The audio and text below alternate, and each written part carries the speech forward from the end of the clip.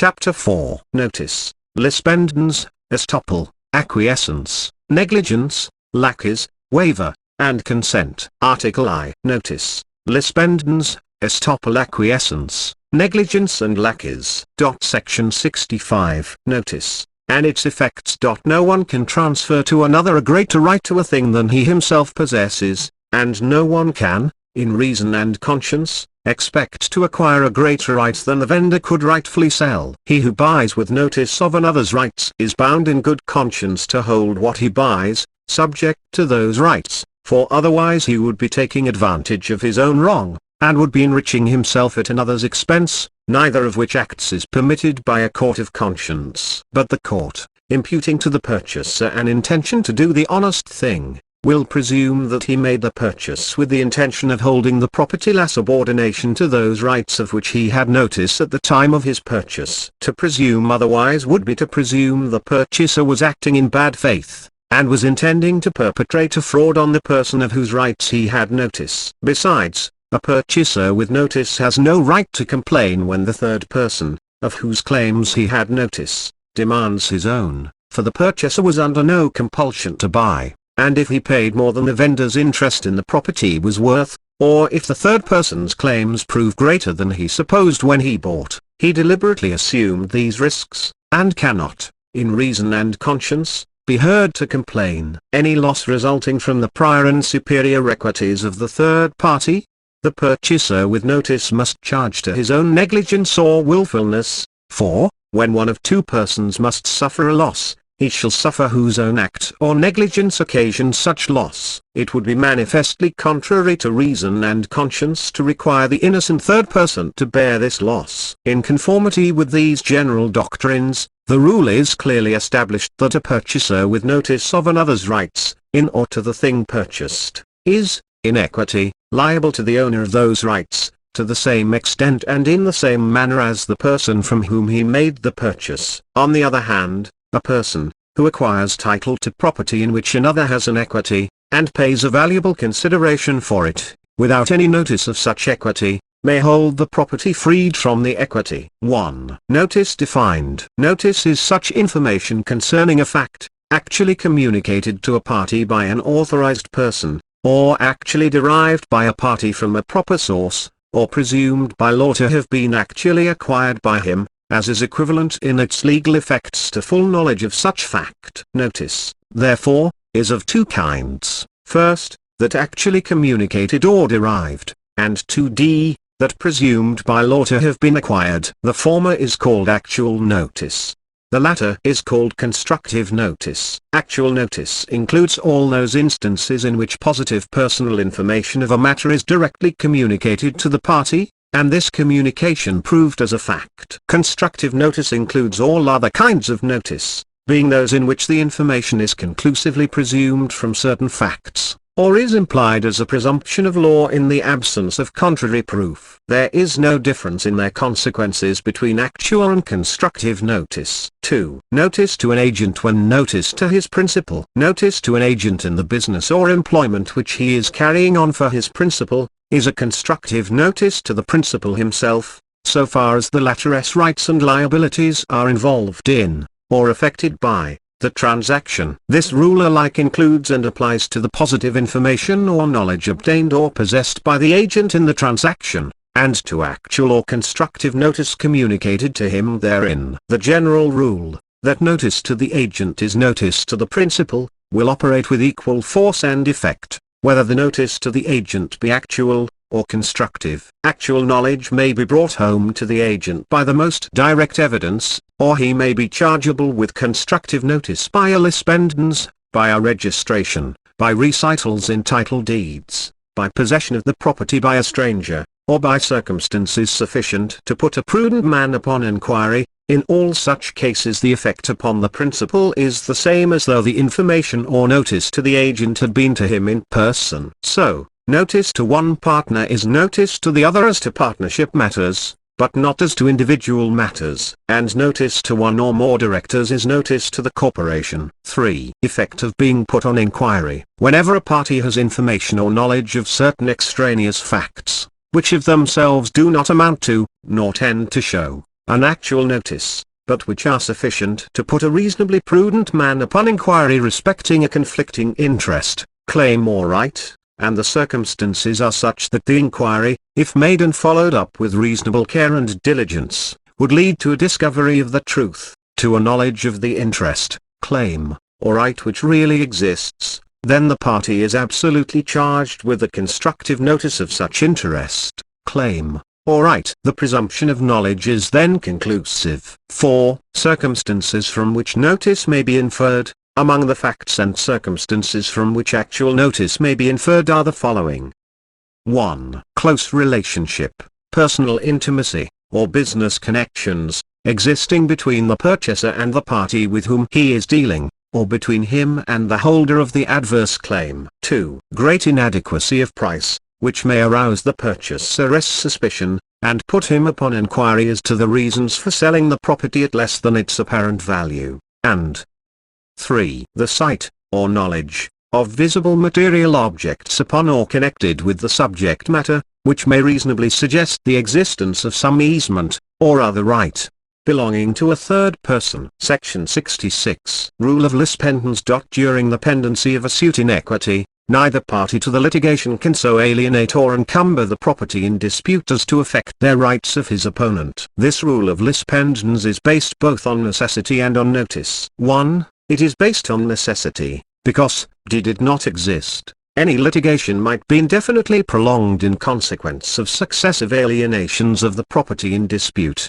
making it necessary to be constantly bringing the successive aliens before the court. 2. It is, also, based on notice, because the records of the court are noticed to the world, and it is mainly from this standpoint that the subject will be considered. The lis pendens and the consequent notice begin from the service of a subpoena or other process after the filing of the bill, for the court must have acquired jurisdiction of the defendant before he can be bound, and continue through the entire pendency of the suit, and end only when the suit is really ended by a final decree. In order, however, that a purchaser pendent alike may be thus affected, the suit must be prosecuted in good faith, with all reasonable diligence, and without unnecessary delay. Lis pendens is notice of everything averred in the pleadings pertinent to the issue or to the relief sought, and of the contents of exhibits filed and proved. In order that the notice may thus operate, the specific property to which the suit relates must be pointed out in the pleadings,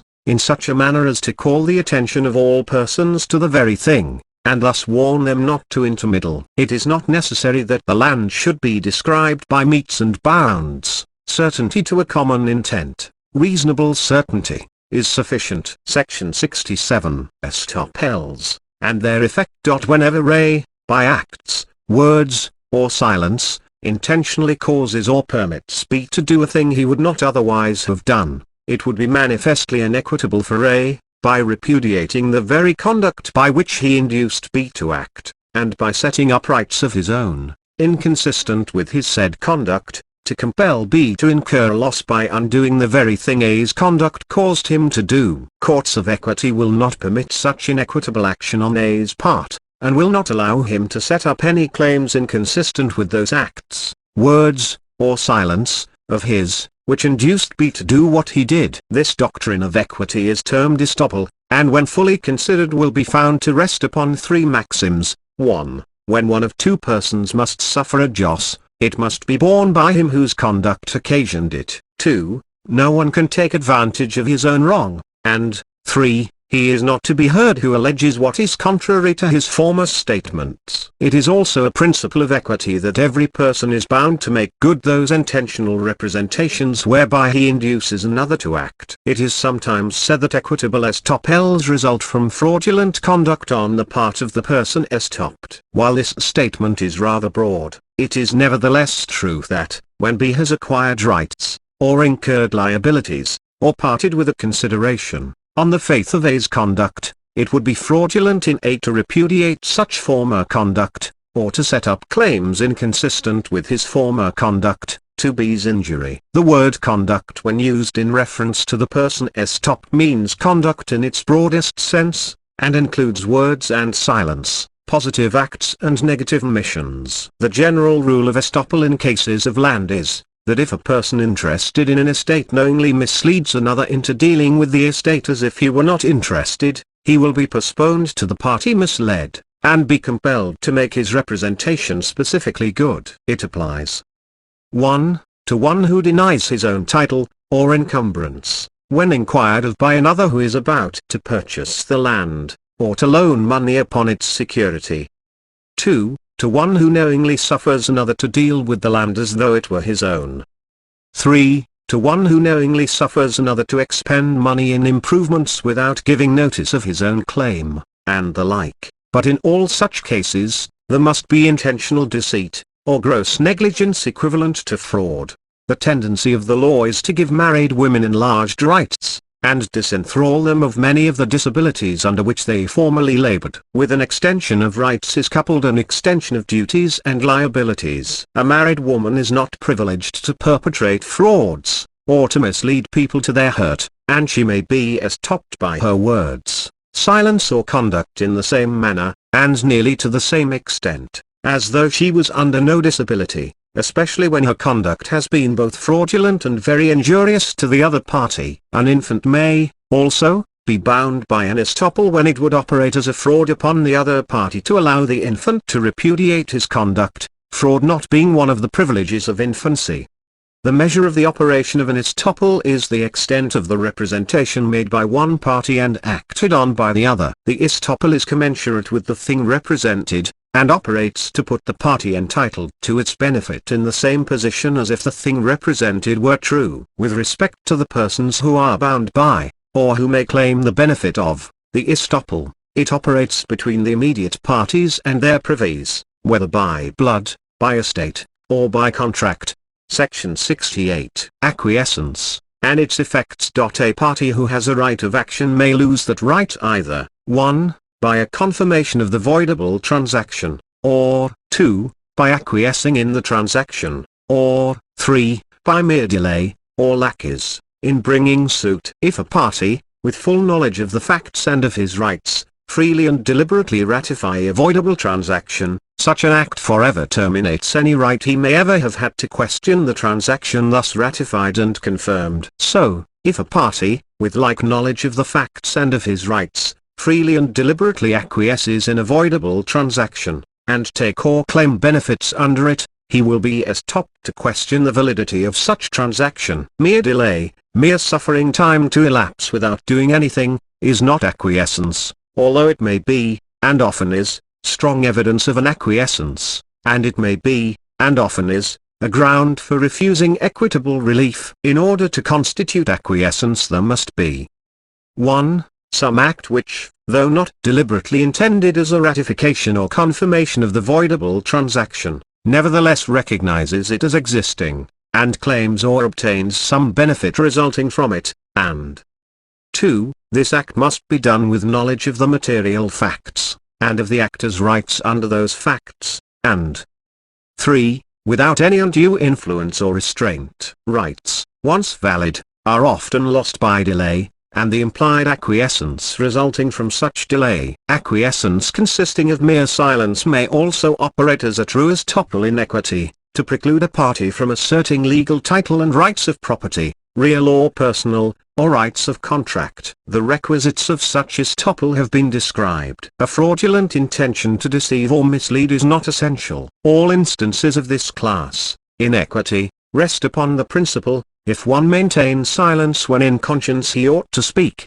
equity will debar him from speaking when in conscience he ought to remain silent. This principle includes all cases where an owner of property stands by, and knowingly, and without interposing any objections, permits another person to deal with the property as though it were his own, or as though he were rightfully dealing with it, as by expending money upon it, making improvements, erecting buildings, and the like. Of course, it is essential that the person in possession should be acting in ignorance of the real condition of the title, and in the supposition that he was rightful in his dealings with the property.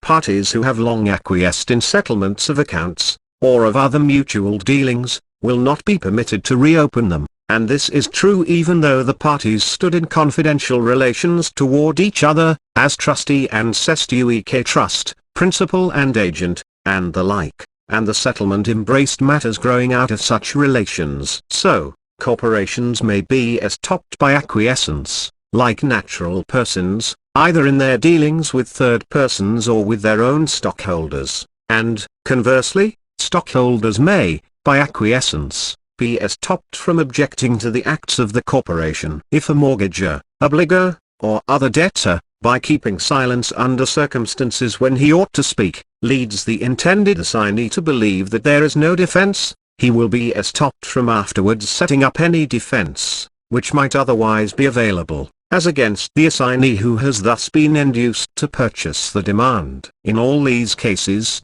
the courts enforce the maxim, equity aids the vigilant, not those who sleep upon their rights. The neglect to do a thing in proper season is called laches, and is one of the unpardonable sins in the sight of a court of equity. Section 69. Negligence, and its effects. It has often been said that, in general, nothing can force a court of equity into activity but conscience, good faith, and reasonable diligence. Equity aids the vigilant, not those who slumber on their rights. Laches, delay, indifference and passive acquiescence, when not in any way caused by the other party, are hurtful, if not fatal, to complainant's rights in a court of equity. The doctrine that equity requires good works as well as good faith, is especially enforced against trustees, and all other persons, who act in a capacity of trust for others, especially in a fiduciary capacity, such as executors, administrators, guardians, agents, receivers, clerks of courts and of individuals, secretaries, treasurers, and other officers of firms, societies and corporations, bookkeepers, guardians ad litem, next friends, attorneys and confidential advisers. Any of these persons, when acting for others in reference to matters of property or business entrusted to their care and management, is to that extent a trustee, and subject to all the obligations imposed by courts of equity on trustees, and held chargeable for all losses resulting from their want of due diligence, equally with losses resulting from downright bad faith. The compensation ordinarily allowed trustees will be reduced, or entirely disallowed, in case of loss resulting from their negligence. Of persons acting as trustees, equity requires good works as well as good faith. Equity never interferes in behalf of a party whose negligence, or delay, has caused, occasioned, or contributed to, the injury of which he complains. No one can take advantage of his own wrong, and when one of two persons must suffer a loss, that one shall suffer it whose act, or neglect, occasioned it. Clean hands, a pure heart and swift feet are required of him who seeks the aid of a court of conscience, and if, in any case, it appears that the injury complained of might not have happened, had the complainant, or his agents, or attorneys, been duly diligent, the court will stay its hand and decline to interfere. This doctrine runs all through both the practice and the jurisprudence of the court. The court will not relieve against negligence in pleading, or in taking any step in court, or in taking proof, unless upon the payment of compensatory costs. So, the court will not relieve against a forfeiture, or an accident, or a mistake, that is the result of negligence. Equity will not relieve against a judgment at law, nor rehear nor review one of its own decrees, when the wrong complained of could have been prevented, or the new evidence brought forward could have been obtained, by reasonable diligence at, or before, the former trial. Nor can he who is put upon inquiry escape the consequences thereof, by declining to make the proper investigations. In equity, every man is chargeable with all that due diligence, in the particular matter, would have resulted in. Equity requires a party to do all that, in good reason and good conscience, he should have done, and a failure to do what it was a party's duty to have done, will not relieve him from the penalties of his neglect. Besides, negligence in acting when one's rights have been invaded, may be deemed evidence of an acquiescence, or may become laches, and thus bar a party from asserting what would, on due diligence, have been a clear right of action. Section 70. Laches, and its effects. The neglect of a person to make complaint, or bring suit in due season, he being sui juris and knowing the facts, or having the means of knowledge, is called laches, and where there has been gross laches in prosecuting rights, or long and unreasonable acquiescence in adverse rights, courts of equity refuse to interfere. they acting either by analogy to the statutes of limitations, or upon their own inherent doctrine of discouraging antiquated demands. The court realizes the difficulty of doing entire justice, when the original transaction has become obscured by time and the evidence lost, and deems it good public policy to allow claims and titles long acquiesced in to remain in repose. Nevertheless, when there are circumstances excusing or justifying the delay, courts of equity will not refuse their aid. It has been said that nothing can call a court of equity into activity but conscience, good faith and reasonable diligence. The court never lends its aid to one who, with knowledge of his rights and with opportunity to assert them, delays unreasonably so to do. Equity aids those who are vigilant, not those who sleep upon their rights, and always discourages stale demands. Time, in equity, is a witness that, what has long been acquiesced in, must originally have been founded on some right. In this respect, it is wholly independent of the statute of limitations. The court frowns upon attempts to unsettle what has long been addressed, first, because of the difficulty, if not impossibility, of making proof; second, because, in uprooting an ancient matter, innocent persons are liable to be injured; third, because the defendant, even if originally in the wrong, may, as a result of the complainant's laches, have acquired such affirmative rights that he cannot be placed in statu quo; and fourth, because the delay raises a presumption that originally there was, if not a good defense, at least a better one than can now be made. If a party have knowledge of his rights, his delay will not be excused because of poverty, or want of evidence. Laches will bar suits, 1. To open accounts and settlements long acquiesced in; 2. To change a boundary line long recognized; 3. To correct an alleged fraud, accident or mistake long submitted to; 4. To have a nuisance abated that has long existed; 5. To have a contract either rescinded or specifically enforced, when by delay the parties cannot be placed in statu quo; 6. Or to have any transaction uprooted, or any business unravelled, when, in consequence of long acquiescence, the chances are that material evidence has been lost, that the memory of the facts has become dimmed, that parties or witnesses have died or removed, and that new rights have sprung up that should not be unsettled.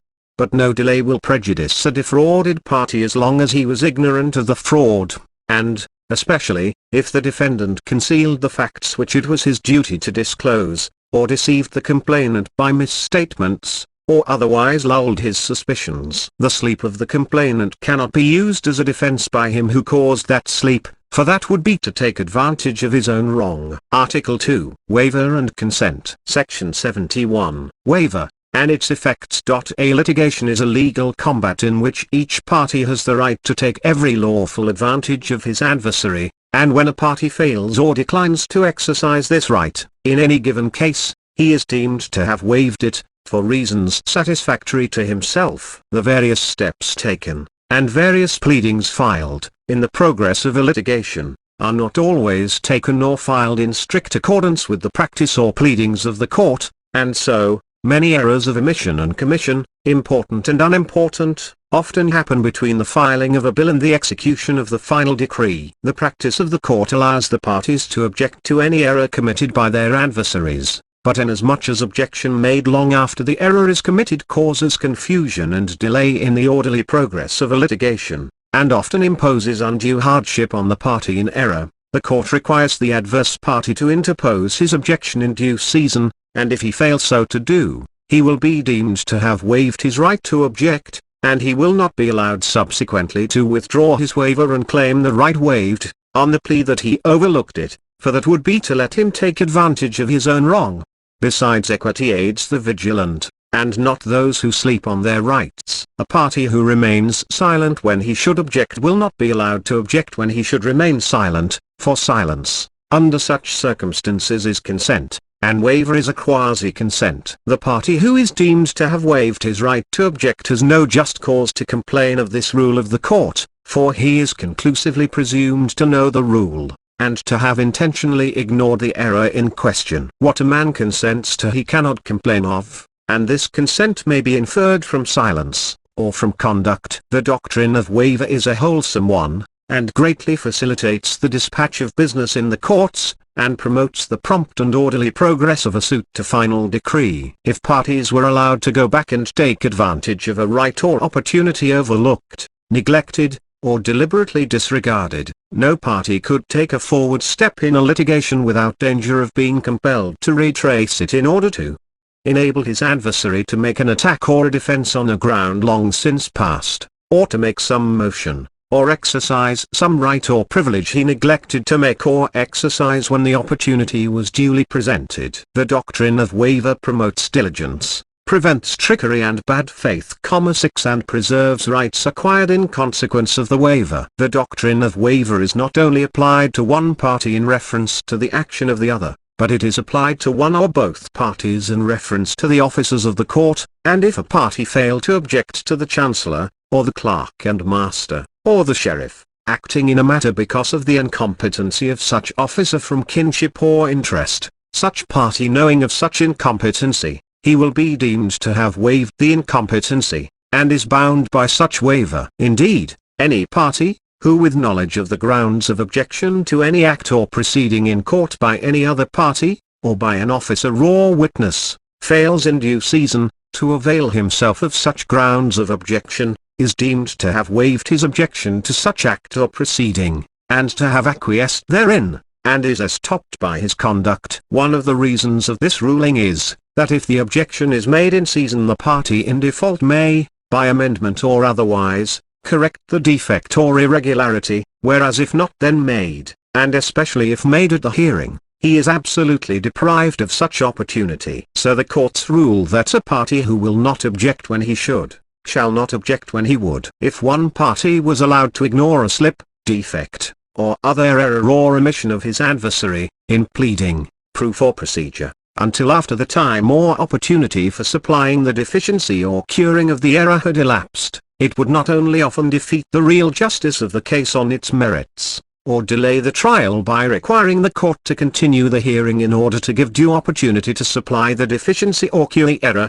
but it would also enable crafty parties to lie in ambush, as it were, and strike their opponents unawares, and in their back, after they had passed the point when attention should have been called to the error, and this, too, in a court consecrated to good faith and fair play. Hence it is, that if a party fail to object to some slip, omission, defect or other error, in pleading, proof or procedure, at the proper time and in the proper manner, he will be deemed to have waived his right to make such objection, and this is especially true if after such right of objection accrued, he, himself, instead of objecting, take some step that implies his assent to or acquiescence in what his adversary has done. There are many small things done in court, or left undone, which ought not to have been done or left undone, but which become valid when done, if not duly objected to, on which if left undone do not affect the merits of the controversy. After such things have been done, or left undone, and objection waived, the court acts on the maxim, stare decisis, and refuses to reopen them. Indeed, the court regards with little favor the sparring of adverse parties by the wayside, and is anxious only to do what it rightfully can to facilitate a speedy determination of the controversy on its real merits, and the doctrine of waiver greatly aids the court in so doing, and thus promotes the administration of justice. 1. Waivers when operative on the complainant. A complainant is expected to be especially vigilant in his efforts to win his suit, and when he fails to take advantage of an opportunity to cripple his adversary he is deemed to have satisfactory reasons for waiving the opportunity, and so the court holds him to his choice in the matter, and will not allow him afterward to claim what he had waived. Thus, the failure of a complainant to object in due season, 1. To a plea because not duly sworn to, or because deficient in substance or form, or, 2. To an answer because not signed, nor duly sworn to, nor in proper form, nor sufficiently full, or, 3. To an answer filed as a cross bill without a prosecution bond, or, 4. To require money tendered to be paid into court when the plea of tender is filed, he is deemed to have waived such deficiencies, and if he lets a plea go to issue by filing a replication, or a plea or an answer go to issue by the lapse of 20 days, and more especially if he takes proof or cross-examines a witness as to either the plea or the answer, he is conclusively deemed to have waived all deficiencies in their form or substance, and to have admitted their sufficiency. When an insufficient defense is thus waived, the defective pleading has, at the hearing, all the force and effect of a sufficient pleading. So if the complainant allows an execution to be awarded to enforce a decree in an attachment suit, he is deemed to have waived his right to have the attached property sold to satisfy his recovery. So, in case of appeals to the Supreme Court, a failure to point out errors in the record will be deemed a waiver of such errors, and going to trial is a waiver of any deficiency in the record. A positive step in pleading or proof by the complainant, based on the assumption that the previous pleading is regular, waives any irregularity in such previous pleading. Thus 1. Allowing a cause to go to issue waives the signature to the answer, or any other insufficiency in it. 2. Taking proof on an unsworn answer waives the oath, or any other deficiency in it. 3. Filing a replication to a plea, or allowing it to go to issue without a replication, or taking proof on a plea, waives any insufficiency in the plea. 2. Waivers when operative on the defendant. The parties to a litigation are adversaries, and when either of them, and especially the defendant, fails to take advantage of an opportunity to weaken his adversary, or strengthen himself, the court, acting as umpire, concludes that, for reasons satisfactory to himself, he waives such opportunities. Therefore, the failure of the defendant to have the bill dismissed because not signed, or not properly sworn to, or because of the want of a prosecution bond, or some fatal defect therein, or in the pauper oath, or for want of jurisdiction of the person, or local jurisdiction of the subject matter, or because the bill is multifarious, or there is a misjoinder of parties complainant, or because of failure of complainant to comply in due season with some statutory requirement, or order or rule of the court, or to take some step at the right time, or to do some other thing in the orderly prosecution of his suit, will be regarded as a waiver of his, the defendant's, right to do so, he not having taken advantage thereof at the proper time and in the proper manner. The defendant's failure to file in due season a plea in abatement, or a demurrer, or a plea in bar, or an answer, or a cross-bill, or to have a demurrer, filed with his answer, acted on at the right time, or his failure to plead payment, or an accord and satisfaction, a tender, or a set-off, or a former adjudication, or non est factum, or the statute of limitations, or the statute of frauds, or that B was an innocent purchaser, or that the suit was prematurely brought, or any other defense that must be specifically pleaded, will be deemed a waiver of his right to take any such step, or file any such pleading. So, a defendant may waive one right or privilege of his own, by asserting or using another right inconsistent therewith. Thus, 1. The filing of a demurrer is an abandonment or waiver of a plea in abatement to the jurisdiction. 2. The filing of an answer is an abandonment, or waiver, of a demurrer. 3. Where a demurrer has been filed with an answer, going into a final hearing of the cause on the merits, without having previously invoked the action of the court on the demurrer, is a waiver of the demurrer. 4. The adoption of any one of the defenses set out in the Code, Section 4386, is a waiver of those preceding.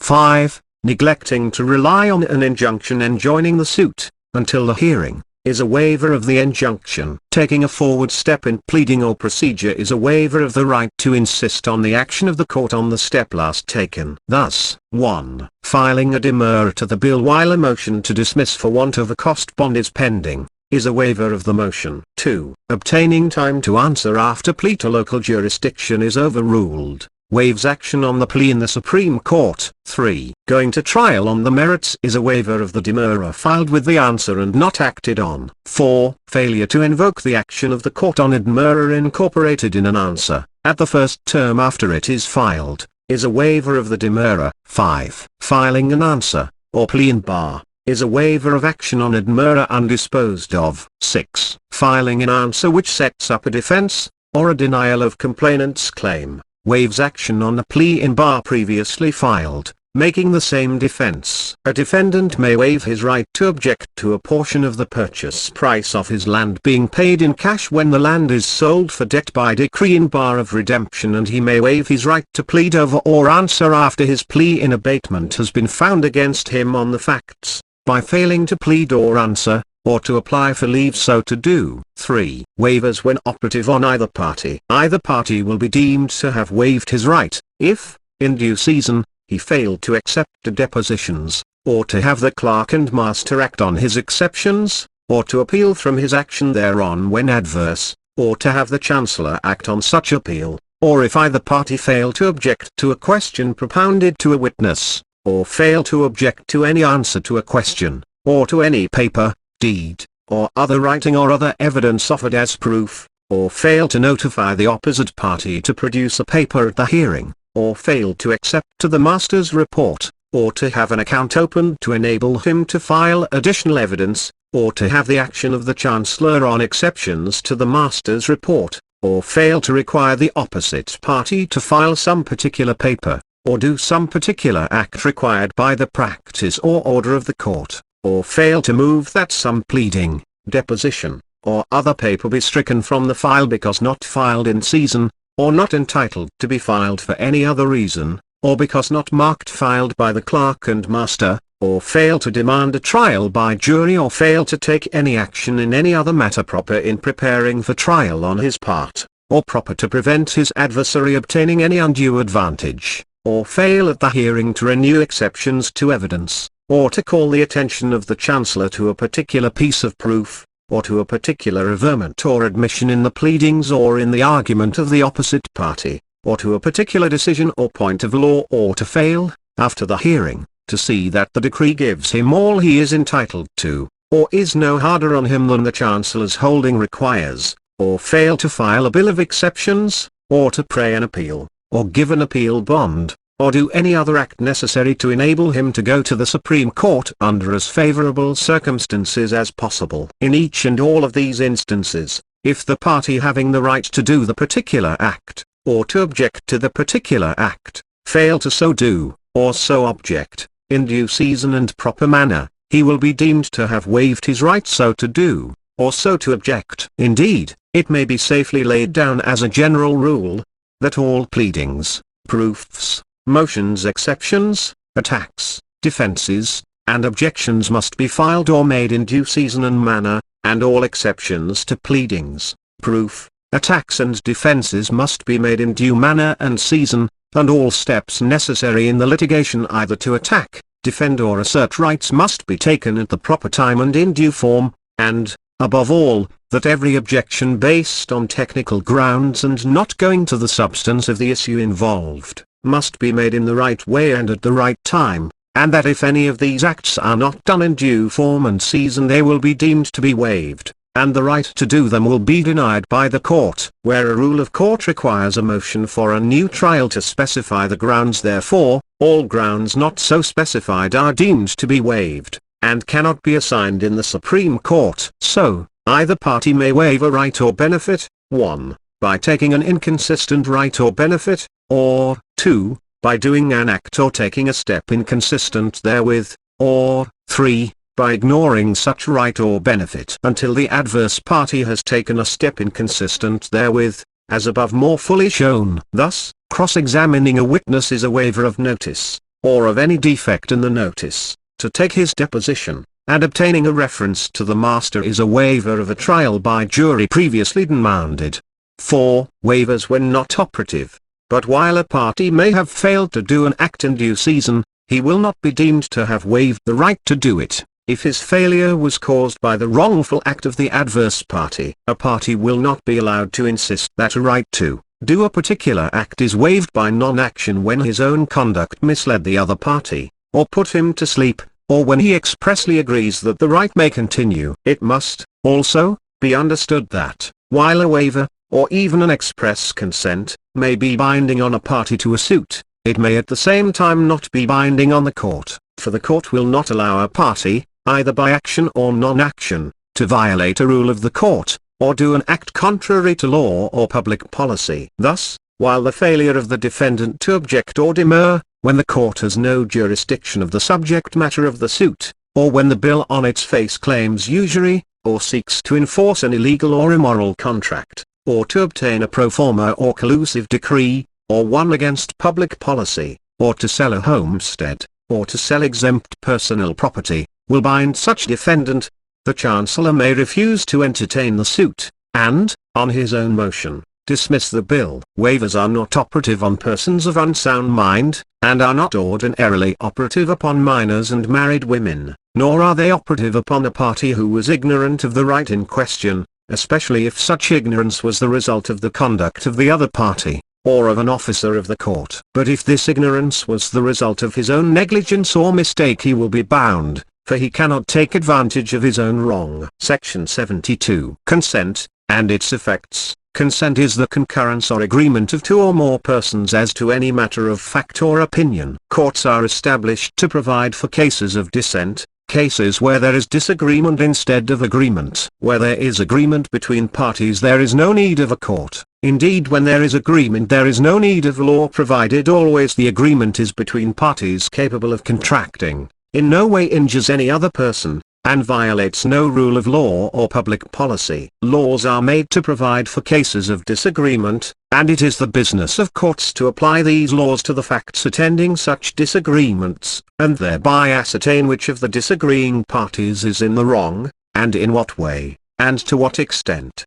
He shall atone therefore. To show the force of the maxim that consent makes law, it is only necessary to recall that consent controls 999 out of every 1,000 transactions between man and man, in the business world and in social life. A formal agreement binds not only the parties thereto, but everyone else, provided, of course, it interferes with no third person's rights or property, and violates no law or public policy, and it continues to bind the parties thereto until it has accomplished its purpose, or been set aside or changed by another agreement between the same parties, or their privies in estate. If, however, one or more of the parties to an agreement should violate the agreement, the other party could apply to the courts, either to prevent any further violation, or for the damages resulting to him by reason of the violation, or for a specific performance of the agreement. While a litigation is a sort of legal war in which the parties are the adversaries, nevertheless through the agency of counsel representing the parties, agreements are often made in the progress of a suit, and these agreements are greatly favored by the courts. First, because they lessen the labors of the judges.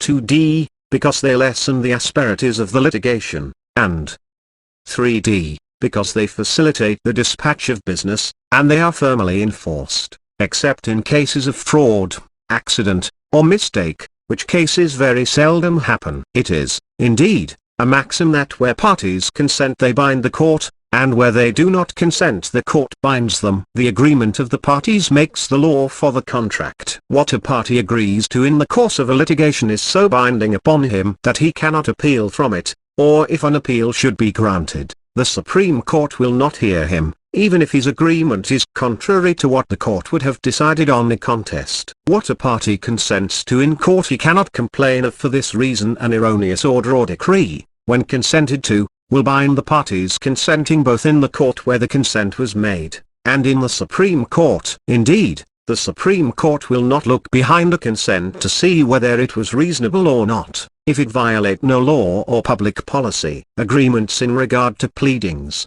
proofs, references, reports, orders, decrees, and other proceedings in litigation, are binding and will be enforced. Consent may not only be shown by the words or writings of the parties, but may be inferred from their silence or conduct under circumstances, for he who is silent when he ought to object, will not be allowed to object when he ought to be silent. But, as elsewhere shown, no consent is binding on a party not sui juris. There are many implied consents enforced in court during the progress of a litigation, most of them based on the failure of the party to object to some pleading, proof or proceeding in due season, but these have already been considered in the section devoted to waivers, and will not be repeated.